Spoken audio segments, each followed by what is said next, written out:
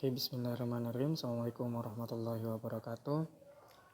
Kita lanjutkan materi kelas 11-nya di bab termokimia. Kali ini kita akan mencoba menghitung entalpi reaksi. Pengertiannya terlebih dahulu, entalpi adalah kalor yang terlibat dalam suatu reaksi kimia yang dilakukan pada kondisi tekanan yang tetap atau nilai P-nya tetap. Nah, entalpi ini simbolnya dituliskan dengan huruf H yang berasal dari huruf awal pada kata heat of content, di mana Kp atau kalor adalah kalor yang diserap atau dilepaskan oleh sistem. Nah, yang kita hitung adalah nilai perubahannya, perubahan entalpinya atau disimbolkan dengan delta H. Pada tekanan konstan atau yang tetap, perubahan entalpi sama dengan jumlah kalor reaksi yang dilepaskan atau diserap oleh sistem. Berarti delta H nilainya akan sama dengan Kp.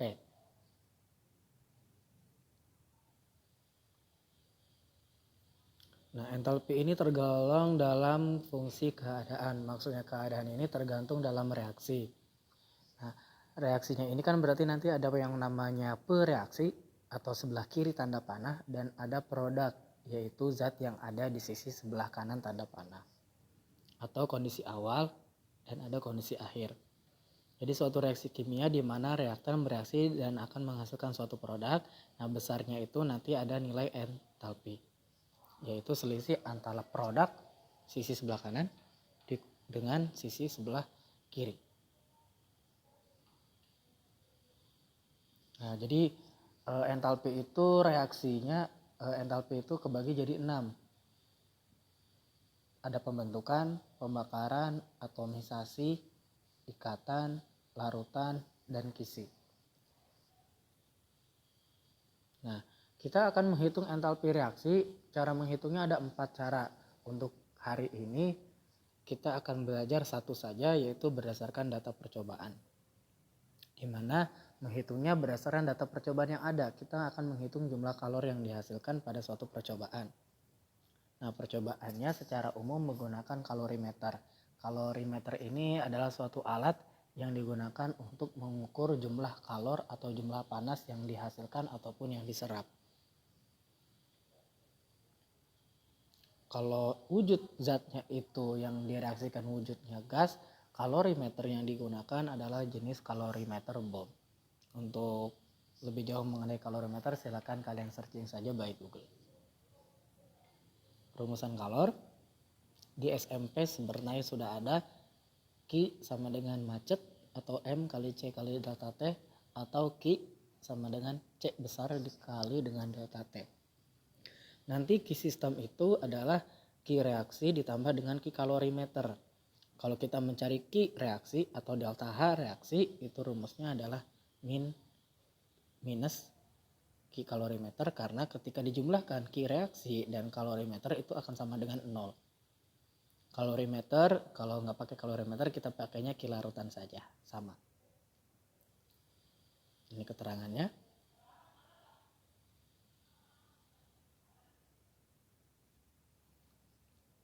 Nantinya akan ada rumusan delta H reaksi atau entalpi reaksi. Rumusnya adalah min Q per mol.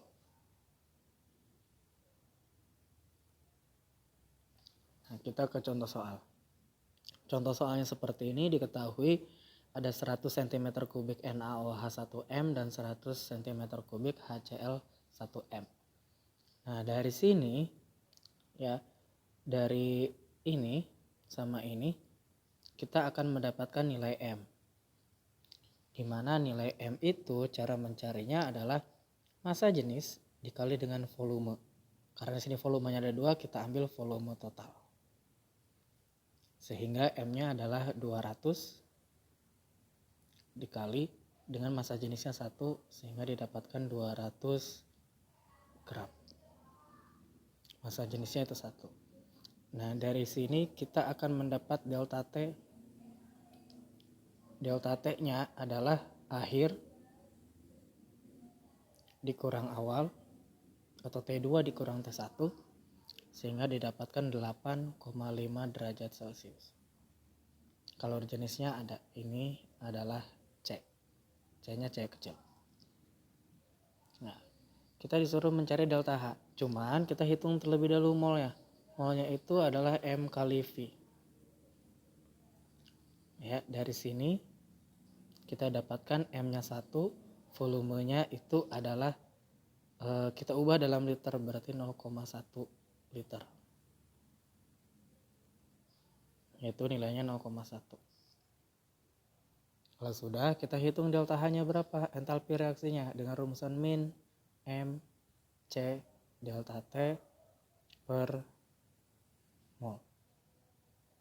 Yaitu min 200 dikali 4,2 dikali dengan 8,5 lalu dibagi molnya adalah 0,1. Ini 0,1 mol. Ya, hasilnya adalah 71,4 kJ per mol. Satuannya adalah kilojoule per mol. Nanti kalian dapatnya di sini joule per mol. Contoh yang kedua, ada air, di mana air ini akan menjadi M. M-nya adalah 2000 ml dikali massa jenisnya 1. Sama dengan 2000 gram.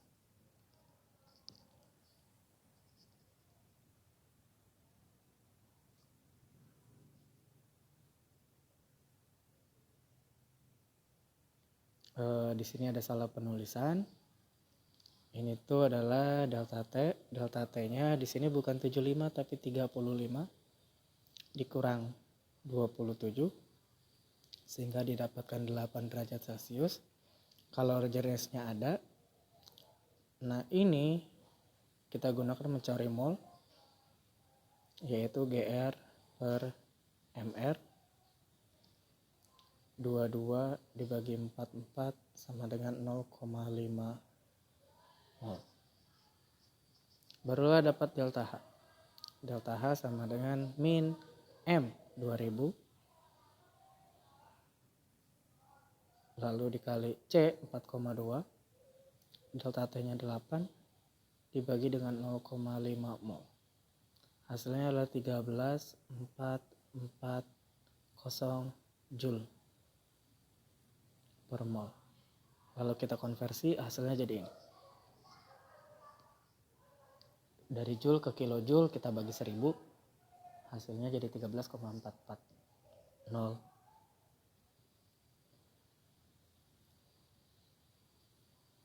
Ini tugasnya. Ini untuk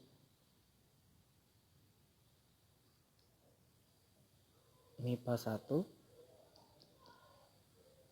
Ini untuk MIPA 2. Yang ini untuk MIPA 3. Sedangkan yang ini untuk MIPA 4. Ini MIPA 5. Yang ini untuk MIPA 6. Ya, dikumpulkan seperti biasa. Kalau ada yang kurang jelas bisa ditanyakan via di kolom komentar boleh, atau bisa chat WA, silakan juga boleh. Kurang lebihnya mohon maaf. Assalamualaikum, silakan dikerjakan.